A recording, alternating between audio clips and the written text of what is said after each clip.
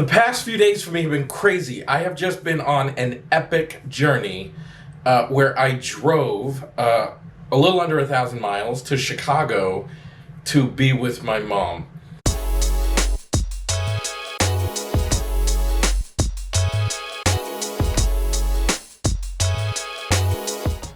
Here in America, there's just so much unrest going on politically, racially, just a lot of things going on, and there were going to be riots in Chicago, and I love my mother. I want to make sure my mother is safe.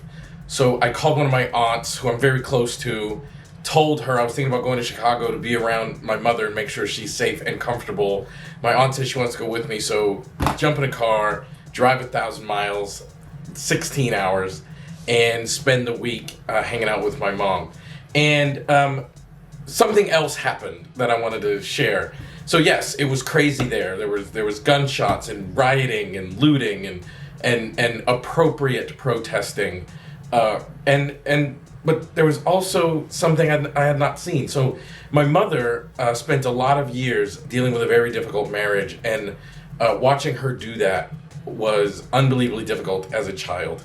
I've talked a lot about what my experience was, but I haven't talked about what my mother's experience was. And I won't go too much into detail. That's her story, and she can tell it if she'd like. But she paid like an emotional and even psychological consequence for the years that she endured difficulties. And a couple of years ago, she decided she wanted to move back to Chicago and be next door neighbors, literally, with her sister, one of my cousins, and just be back in the family bubble. And I saw my mom, and you know, she just has such a peace and a comfort over her face in the way that she didn't for most of the time that I've known her. All of the time that I've known her, really. I saw something in my mother's face, and I noticed it when we first moved her to Chicago, but I noticed it even more now. And it's one of the reasons why I challenge the rigidity of psychological diagnosis, because if you change someone's environment, then you change their experiences. And it's like my mom is like a new woman, to some degree a healed woman from some of the things that she's been through. And people always ask, like, what do you do with these clients who have these like difficult diagnoses? My mom once had one of those. And it's like, what do you do with these clients who have a difficult diagnosis? You treat them like a human, and you ask them questions that help them develop a new reality. And that new reality can be the thing that changes their life.